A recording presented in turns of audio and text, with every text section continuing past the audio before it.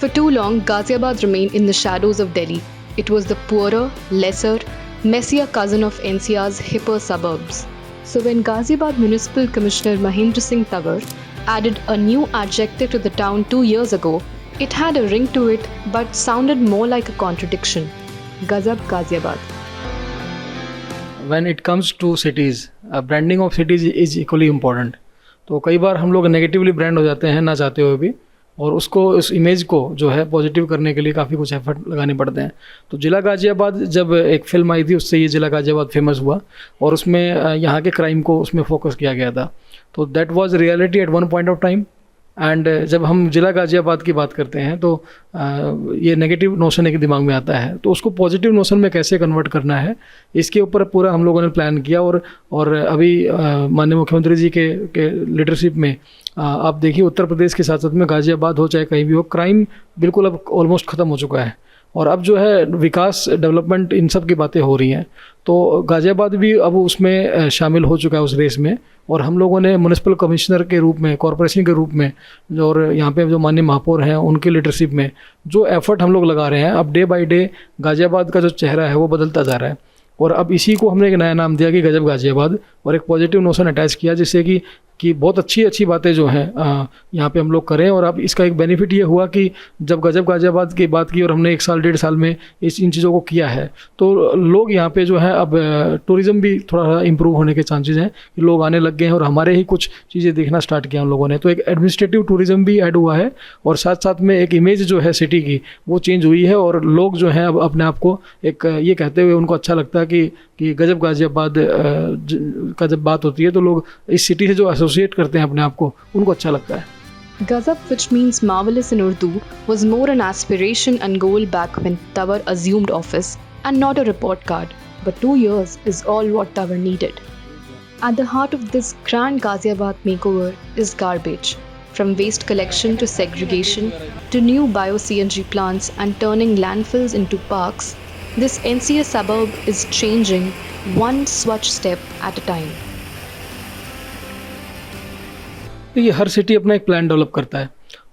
अभी कॉरपोरेशंस के पास में इस तरह के कल्चर्स नहीं थे कि एक विजन डॉक्यूमेंट हम डेवलप करें, और अभी तक पिछले 5 साल में हम लोगों ने क्या किया है, कुछ अच्छा किया होगा, कुछ गलत भी किया होगा, तो उससे लर्निंग्स होती हैं। उसी चीज़ को देखते हुए हम लोगों ने पिछले 5 साल के कंपैरिजन्स डेवलप किए, पिछले 1-2 साल के जो हमने गुड प्रैक्टिसेस किए हैं यहाँ पे उनको कंपाइल किया, और इसके साथ साथ में अगले आने वाले 4-5 साल में हम कॉरपोरेशन को किस नज़र से देखते हैं, क्योंकि बहुत सारे इनिशिएटिव ऐसे होते हैं जो अब स्टार्ट कर रहे हैं और उनको रिजल्ट्स देने में 1.5 से 2 साल लगेगा। तो अगले 5 साल का हमारा क्या प्लान है, क्या विजन है, ये कॉरपोरेशन कहाँ पे अच्छा कर रहा है उसको हम और अच्छा कैसे कर सकते हैं, जहाँ पे हम अच्छा नहीं कर रहे हैं उसमें अच्छा कैसे कर सकते हैं, ये सारी चीज़ें इस विजन डॉक्यूमेंट में हर डिपार्टमेंट को हमने कवर किया है। और बेसिकली ये हमारे एक ऐसा इंस्ट्रूमेंट है जो ना केवल हमें इन हाउस लर्निंग देगा, हमारे जो ऑफिसर्स होंगे, जो हमारे एम्प्लॉयज़ हैं उनको एक विजन देगा, but at the same time जो गजब गाज़ियाबाद का जो थीम लेके हम लोग चले हैं, एक ट्रांसपेरेंसी को भी मुझे लगता है काफ़ी हद तक फोकस करेगा, बिकॉज हर चीज़ हम लोगों ने इसमें शामिल की है। तो it is open to everybody, कोई भी आके मेरे डाटा देख सकता है और जो चीज़ें हम लोग कर रहे हैं उनके बारे में क्रिटिकल एनालिसिस भी कर सकता है। With initiatives like replacing landfills with Miyawaki plantations and dumping grounds with wetlands, Tawar is on a mission to rebuild Ghaziabad's brand value into a cleaner and greener city. Ramveer Tawar, famously known as the Pond Man of India, who has been made in charge of this project, has been on the frontier of water conservation since 2020. He has been mentioned by the Prime Minister himself in his monthly radio address, Mann Ki Baat. देखिए city administration जो है अब वो change हो गया है।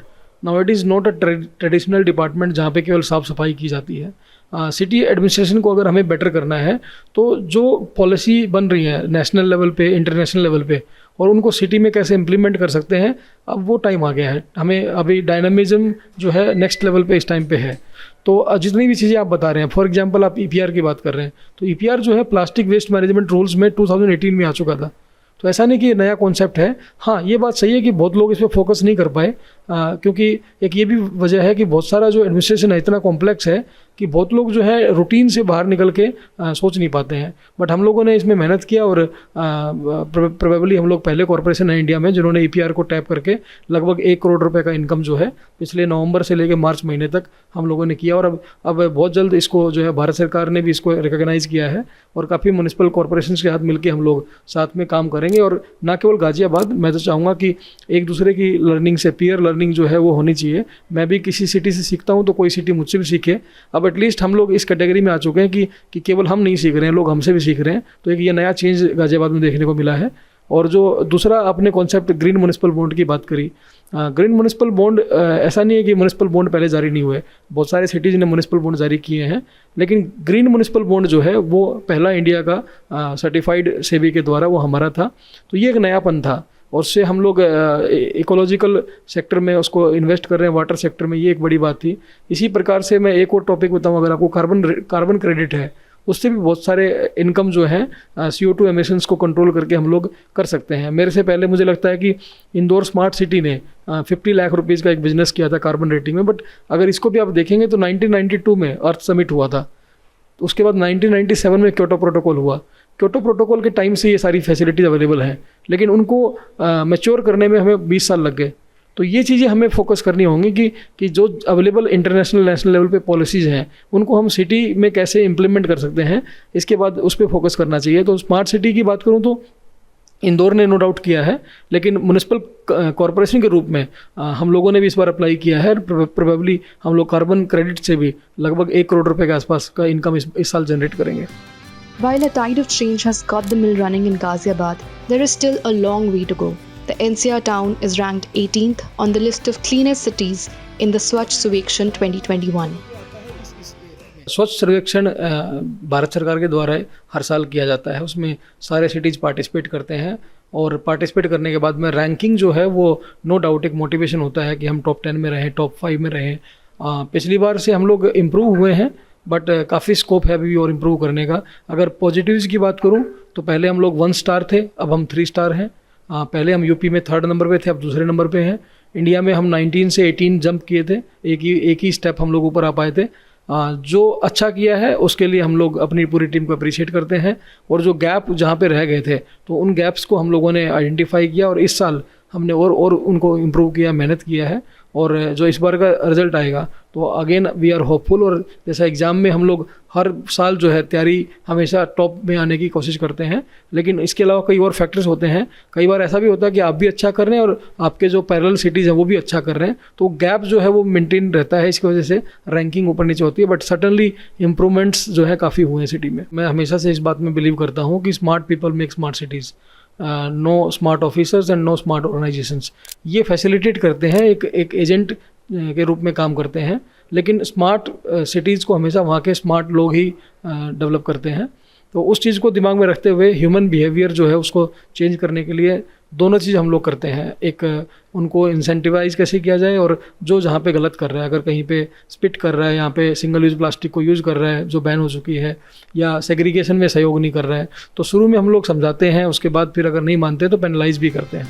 As Tawar describes, Ghaziabad is a work in progress city that is continuously improving and thriving, but there are still 3 major challenges that lie ahead.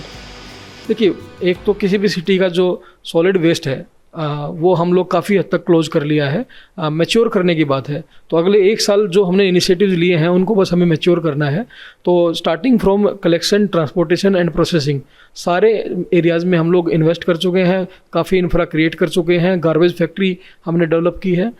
इन सारे चीज़ों को मैच्योर करना है बस। तो 1 साल तो मुझे लगता है कि सॉलिड वेस्ट मैनेजमेंट को मैच्योर करना है। लीगेसी वेस्ट हम सारा ख़त्म कर चुके हैं, लगभग 6 लाख टन कूड़ा यहाँ पे लीगेसी वेस्ट के रूप में था, जो सिटी से हमने पूरा क्लीन कर दिया है। अब हमें ये इंश्योर करना है कि कोई नया लीगेसी वेस्ट जनरेट ना हो, और जो रूटीन में फ्रेश वेस्ट आ रहा है उसको हम सस्टेनेबली कैसे प्रोसेस करें, इस पूरे प्रोसेस को मैच्योर करना है। This is 1।